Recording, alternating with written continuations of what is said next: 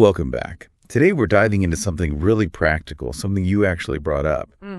How to physically unlock your voice, find that power, and build real confidence when you're speaking English.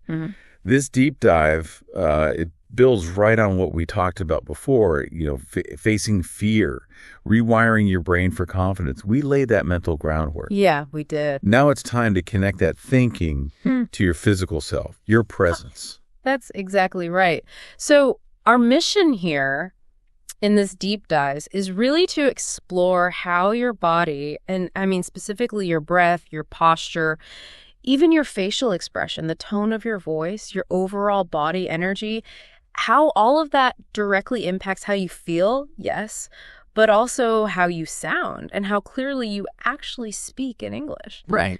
Because it's so important to get this. Confidence isn't just like a thought in your head. Yeah. It's deeply, profoundly rooted in your physical presence. And that feeling of, disconnect, it's just so common. I know so many of you listening have felt it. You say something in English and you instantly think, ugh, it sounded so nervous, or maybe that sounded really robotic. Or just flat out, that didn't sound like me. Exactly. Not like me at all. So our sources really dig into why this happens, why this disconnect. And they point to this crucial link between your physical body and, well, how your voice comes out. So, okay, if lots of us feel this, why does it happen? What are the core reasons our voice in English can sometimes feel, weak or just not quite right? Well, the sources we looked at, they really highlight this this deep connection between your voice and your emotions. Like when you feel anxious, your fight or flight response just kicks in. Okay. And that leads to muscle tension, not just in your shoulders maybe, but around your diaphragm, your vocal cords too. And that tightness, that constriction, it reduces airflow. Yeah, and it hits the resonance of your voice, makes it feel tighter, often sound a bit higher pitched. It's really a primal thing, a response to feeling, threatened or stressed. That makes sense. And then there's what the sources call your confidence history with your native voice. You've used it for years, right? You're comfortable, you have all this nuance built up. Right. Decades, maybe. Exactly. But in English, your vocal identity, that mix of pitch and pace and intonation that makes your voice yours, it's still developing, still finding its feet. Still growing into it. Precisely. And critically, that anxiety we mentioned, it can literally shrink your breath, make it shallow. And when your breath support isn't there, well, your voice just inevitably gets softer, maybe shaky, or just unclear. Wow, okay. So when you understand all that, it becomes pretty clear, doesn't it? Getting confident in English takes more than just knowing the grammar rules. It absolutely demands vocal presence. Yeah. And that, as we're going to explore, starts right with your body. It really is remarkable how quickly our physical state can shift our mental state, and then, boom, it changes our voice too. So let's talk about that immediate physical impact. Starting with posture, the sources were so clear on this. How you hold your body directly affects how your voice sounds. Yeah, this is a big one. And the sources offer this great little experiment, something you can try right now or wherever you are listening. Go ahead, try it. Slouch your shoulders down. Lower your chin towards your chest. Maybe cross your arms. Okay, doing it. Feeling kind of slumped. Right. Now, in that position, try saying out loud, I feel confident today. Just notice how it sounds. Probably a bit muffled, maybe flat. Almost like you don't believe it yourself. Yeah, definitely weaker. Less convincing. Okay, now contrast that. Stand up tall or sit tall. Open up your chest. Unclench your jaw. That's a big one. And maybe just a soft smile. Now, say it again. I feel confident today. Ah, okay, yeah. Clearer, stronger, definitely. Hear the difference immediately. Exactly. It's an audible difference, right? Your body literally gives your voice permission to be strong and clear. It opens up the pathways. That immediate feedback is just fascinating. Yeah. And to help you actually put this into practice consistently, the sources give us this fantastic power posture checklist, something you can run through quickly before you speak. Yeah, it's like a little pre-speaking ritual. Totally. So the checklist is Shoulders relaxed, down from your ears, chest open, chin slightly up, not tilted way back, just slightly lifted, feet flat on the ground, feeling grounded, hands unclenched, relaxed, and eyes looking forward. Simple points, but powerful. And here's where it gets really interesting, the science bit. Studies actually show that holding these kinds of power poses, even just for 60 seconds, can subtly shift your body's chemistry. Really? How? Well, it seems it can nudge up hormones linked to confidence, like testosterone, and actually decrease stress hormones, like cortisol. So it's not just acting confident, it's a direct feedback loop from your body to your brain. Your body tells your brain, hey, we're okay, we're confident, and the brain starts to respond. Body influencing mind. Okay, so we've aligned ourselves physically for confidence. What are the voice itself? Like the instrument. A dancer warms up, right? Our sources stressed how critical it is to prepare your vocal muscles. So what's a good practical warm-up routine you can start with? The sources lay out a really nice, quick 2-minute routine, good for right before any English-speaking task, like a meeting or even just a phone call. First up, lip trills. Okay, what are those? You just gently close your lips and blow air through them, making that brr sound like a horse. Try it for about 10 seconds. It feels a bit silly, maybe, but it's fantastic for releasing tension around your mouth and jaw. Brr. Okay, got it. Feels relaxing, actually. Good. Next, a face stretch. Just say these sounds, really exaggerating your mouth movements. Oh, oh, oh. Really stretch everything out, loosens up all those facial muscles you need for clear articulation. Yeah. Right. Wakes up the face. Then some gentle humming for maybe 10-15 seconds.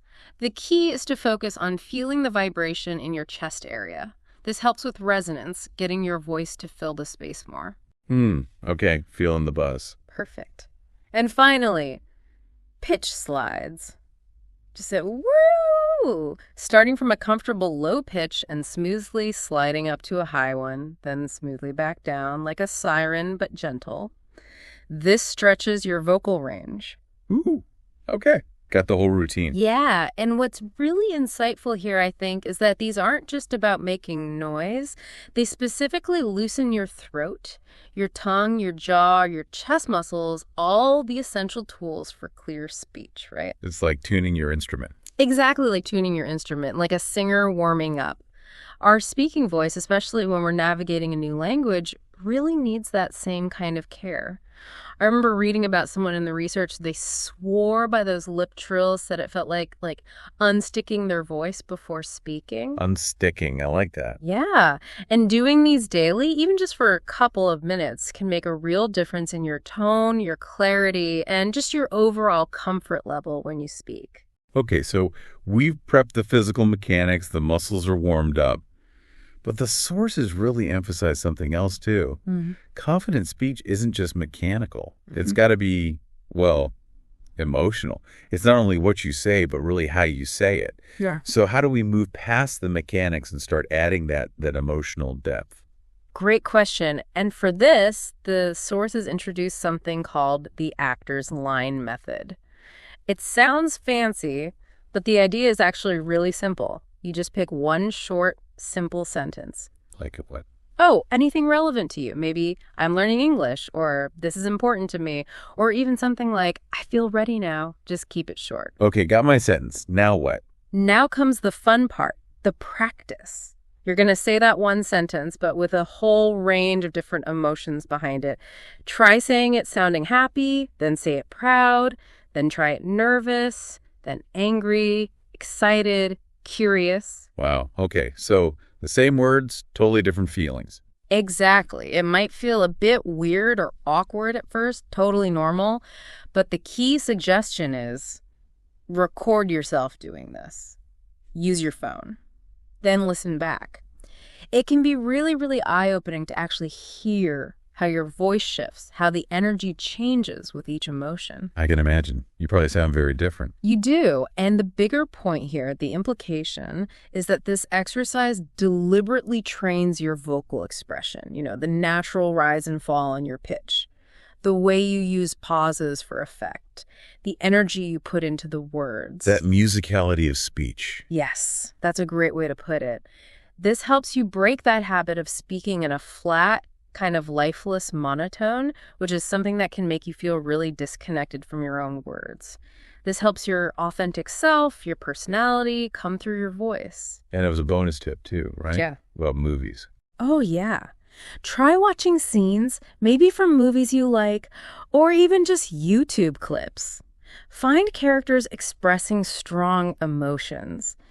And don't just mimic the words they say, try to mimic the emotion, the feeling behind their voice, the rhythm, the pauses, the energy. It's a great way to start building that kind of vocal charisma and natural spontaneity. Okay, mimicking emotion, not just words. Yeah. Got it. Now let's tackle something super common, something I know I've felt and probably many listening have too.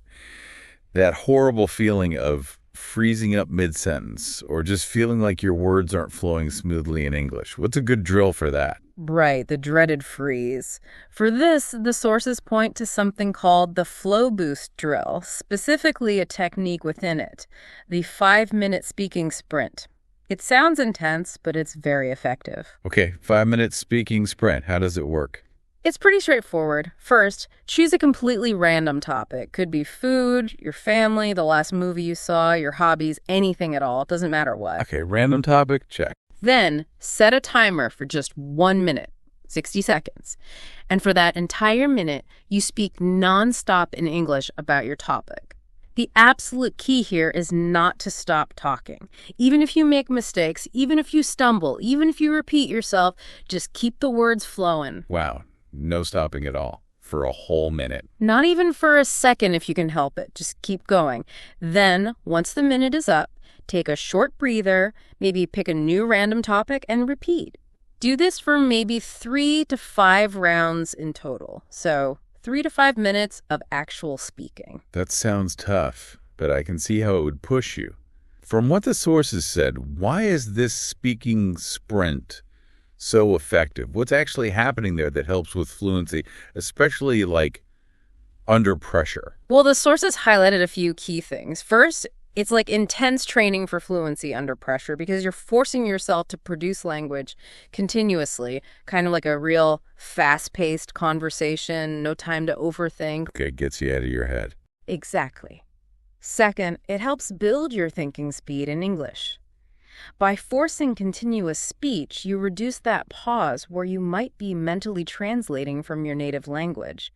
You start thinking more directly in English. Okay, speeding up the internal processor. You could say that. And maybe the most important part. By deliberately pushing through mistakes, by not stopping when you stumble, it helps dismantle that fear of error. You know, that fear that so often trips us up and causes the freezing in the first place. The perfectionism trap. Totally. This drill basically reconditions your brain. It teaches it to prioritize communication, just getting the message out over achieving absolute perfection in every single word. That makes a lot of sense. And wasn't there an advanced tip with recording? Yes. For an extra boost, try recording just one of your sprints each day. Don't listen back immediately, just record it. Then, after maybe a week, listen back to the recordings from day 1 versus day 7. You will genuinely hear an improvement in your flow, your confidence, maybe even your speed. Oh, that's a great way to track progress. It really is, and it reinforces that core idea.